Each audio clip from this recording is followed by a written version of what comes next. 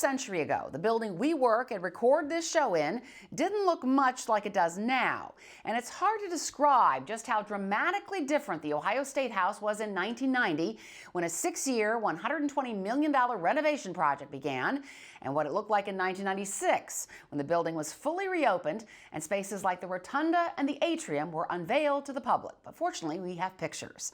That renovation project celebrated its 25th year anniversary this week. I talked to two key figures in the renovation project: former Senate President Richard Finan, a Republican from the Cincinnati area, and former Governor Richard Celeste, a Democrat who served from 1983 to 1991.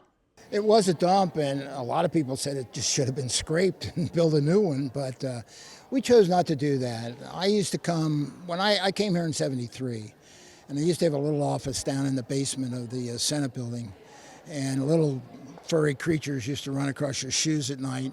Rats? And, rats at night. But I would come up here and I'd see those torchiers right outside the door, and I'd say, this can be a better place. This can be something nice. And if I ever get the power, we're going to change it. And later in life, I got the power. So we had several budget constraints and so forth and so on, but we got it done, and it was 7 years of hard work. Well, I think I arrived here before Senator Finan as a state legislator. And it was a dump. I mean, it was more than that. It was a fire trap, and it was rat infested. And I don't think any of us really fully appreciated the dangerous work environment we were living in until we began to dismantle it. I mean, we're talking about, you said rats, asbestos, all sorts of rooms that were crowded in. What had happened is that over time, the legislative staff grew. We had to make office space. All of the House members, all of the Senate members, and all of the staff were in this building. We didn't have a Rife Tower. We didn't have the Senate Annex. And so you had, over time, what had been 53 rooms had been turned into 353 rooms. And that was and people got lost in their own quarters. I think we were beginning to think about the importance of kind of recycling a building rather than tearing it down. I mean, there's no way that we could have dismantled this building and put something in its place for the same amount of money. It would have cost more, and it wouldn't have been as beautiful, it wouldn't have been as historic, it wouldn't have been as welcoming. But still, a 6-year, $120 million project is kind of a hard sell, isn't it?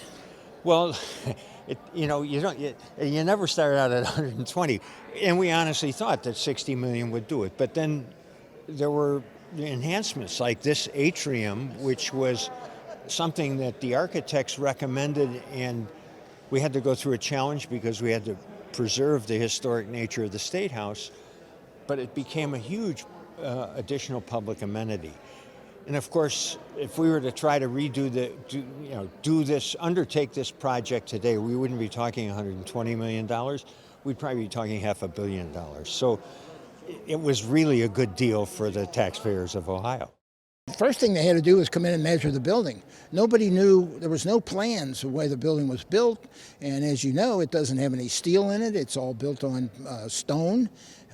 It was very vulnerable in that type of situation. So they had a lot of work to do to get it before they could even start working. And you had to build the Rife Tower to get the House members over out of this building, and you had to build the space that we're standing in, the atrium, as part of this whole thing to connect these two buildings. Well, the Rife Tower was done by the time we started the building. And the discussion was, should the Senate move to the Rife Tower, as the House had done? And so we had 3 votes on that, Republicans and Democrats. Unanimously, we were going to stay here.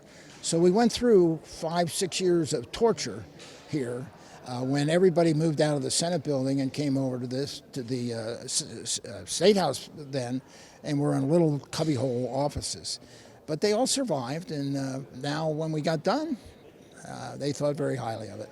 What has happened in 25 years with technology has been enormous, and all the advances. Did you think about technology or just the space when you were trying to put the thing together? Technology was on our minds at that time. We were just beginning to realize the benefits of computers. We did not have smartphones. We did not have Zoom meetings, but we understood that it was important when we redid the building to accommodate technology as it came in.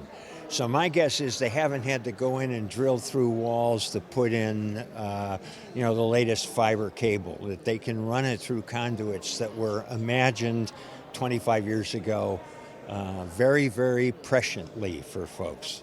From what you've seen of Ohio politics 25 years later, could a renovation like this be done now? Well, it was tried 4 times before we got it done. I don't know that they would be willing to spend the money today to do it. It might be, when I first got involved in the thing, Senator Aronoff and I flew around to various state houses. And we looked at, one of them was the Michigan, and it had been partially restored. And we talked to the senator up there, and his advice was, somebody has to be in charge. You can't do it by committee. And so we're flying back on the airplane, and Senator Aronoff turns to me and he said, well, Finan, I think you should be in charge. And I said, okay, but what's your reasoning? He said, well, my reasoning is, number one, you really care for it. You really care about the space. Number two, there's going to be a lot of slings and arrows, and there were from the press. They were on us all the time about spending the money. And number three, you got a damn safe district to get reelected in. But it wasn't just you and Stan Aronoff who were Republicans. This was a bipartisan effort. It brought in Democratic Governor Dick Celeste and also Speaker Vern Rife. Speaker Rife was very, very important to this. We had one of the tranches of money we needed in the budget, the capital bill, was on the table. And I remember the Department of Administrative Services, I think it was then, they came over and we went to his big office over there in the House of Representatives side. And we're all sitting around the table. Rife was a little late, and they've got their slides and their boards and everything all set up as to what we're gonna do with the money. And Vern walks in and he sits down, and before anybody said a word, he turns to me and he says, Senator, do we need this to finish the job? I said, absolutely, Mr. Speaker, we need it. That's all I need to know. And he got up and walked out. And he was totally supportive, and Aronoff and Gilmore and all of them. What is your favorite renovation project here? Now that it's 25 years since it's been done, what's your favorite thing to look at, the thing that you're proudest of, the thing you like the most? I think this Atrium connector is one that really appeals to me the most. It's used for all kinds of events, weddings even. It's really turned out very well. And the Federal Historical Society, they threatened to pull our historical designation over that. And that's why you have the glass pieces in between there, so that it was a separation between the atrium connector and the two buildings. And that's the only way they would let it go. But they threatened us, and I said, we're going to do it anyway, so they did. With all the accolades this building has gotten as being one of the most beautiful state houses in the country, do you feel vindicated that you pushed as hard as you did for this? Oh, yeah. I mean, 25 years ago, it was on July 7th. I remember it well because that was my 40th wedding anniversary at the same time.